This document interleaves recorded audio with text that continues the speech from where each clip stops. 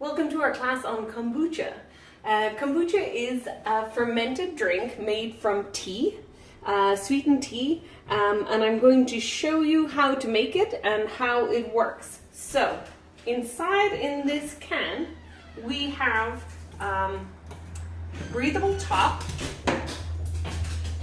We have a breathable top kept on with some rubber bands, and inside in this bowl, if you'd like to come a little closer, you can see the SCOBY, which we all admit is pretty revolting looking. So on the side here, you can see this is actually an old SCOBY. A couple of weeks ago, I had to clear out some sediment out of the bottom of this jug, and the SCOBY didn't quite float back up to the top. So this is all the old SCOBY, and a new SCOBY or baby has formed across the top. This skim across the top is the new SCOBY. So we call this one the mother, and then this top one here is the baby.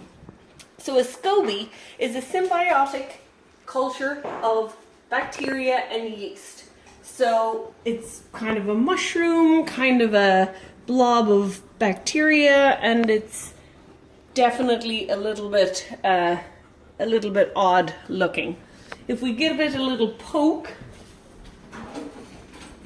you can see that it's reasonably solid. It kind of has a rubbery texture, and it will always form on the surface of the drink. This is what we call a continuous brew. You can actually do batch brew systems where you ferment your tea and then you bottle all of it. What I do is a continuous brew system, which means that I always have this jar of liquid going, and then I tap off a bottle at a time and I refill it with a new liquid, and I'll talk you through that.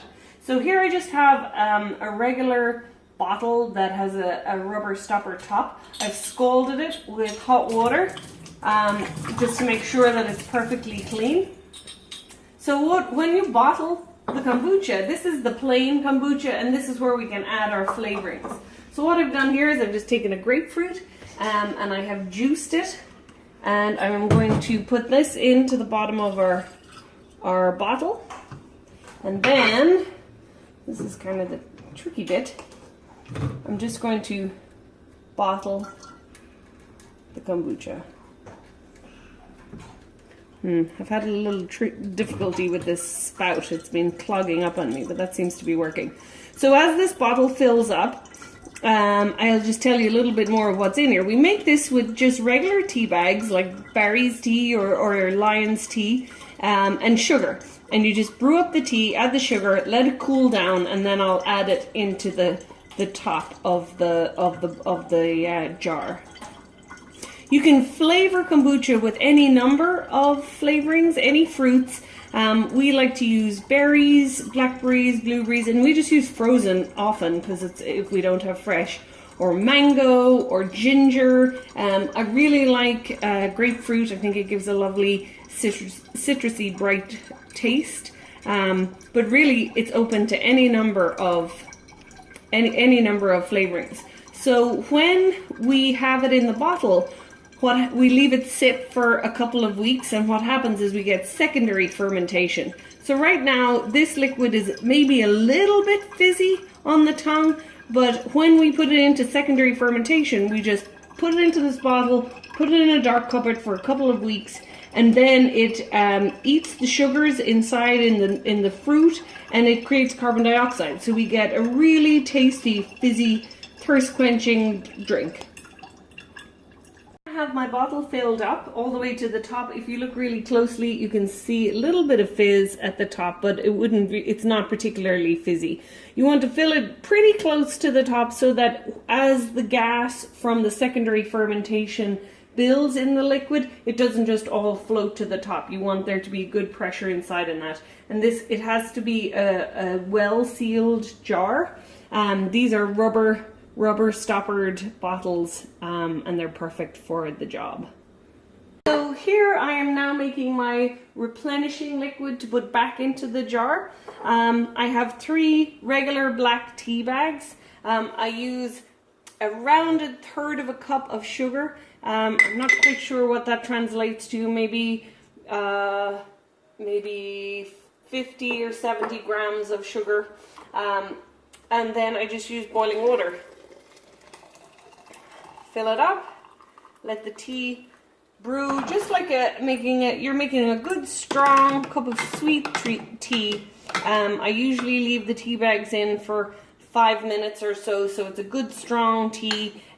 Take the tea bags out and then let it cool to room temperature. Here is a bottle I had in the cupboard. This is pear flavored. I just sliced little slivers of pear, stuffed them in. Today's the 23rd of October, and this was put in the cupboard on October 4th.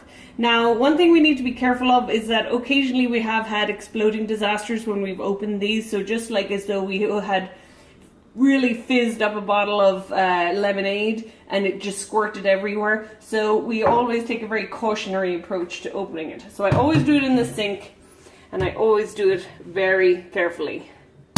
Woo!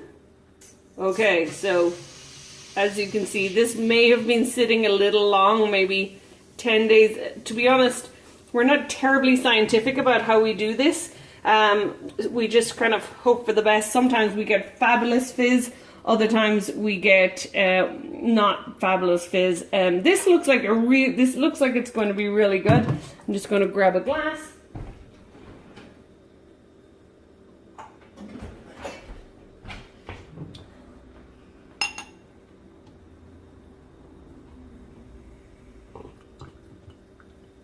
Okay, so this is a glass. It looks a little bit like beer, which is not surprising because beer is also a fermented drink. Let's taste it, see what it tastes like.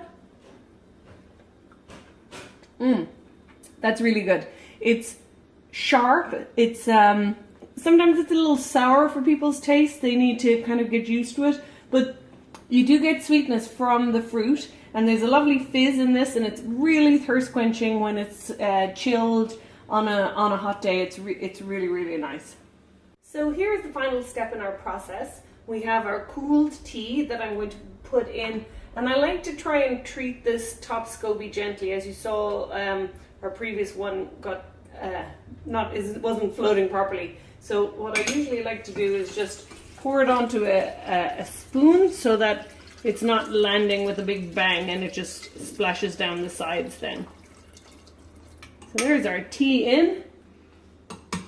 If you were to do a batch brew, you would need to keep about a cup or a pint's worth of this brew to start your next one, and then just use the SCOBY on top. And then again, we're just going to keep the flies out. Fruit flies are very fond of it if they can get in, so we put a cloth on top so that it can breathe, because it is an aerobic process. Put the elastic band on top of it and put our sign. Just to be warned that kombucha can actually have some alcohol in it, but very little. It's I think typically it's only maybe 1.5%. But to be honest, I've never actually measured what we've produced. Here's my bottle for the cupboard. October 23rd, grapefruit. Always remember to label it because you'll never remember. So you can do this every 4 to 6 to 7 days. You can get a new bottle. You can do it more frequently if you wish. But I find that I like to leave it a little bit longer in the pot. The longer it's in here, the tartar it will be. It kind of has a slightly vinegary taste, like I said earlier. If you only give it a couple of days, it's quite sweet. So here's to brewing kombucha, and hope you give it a go.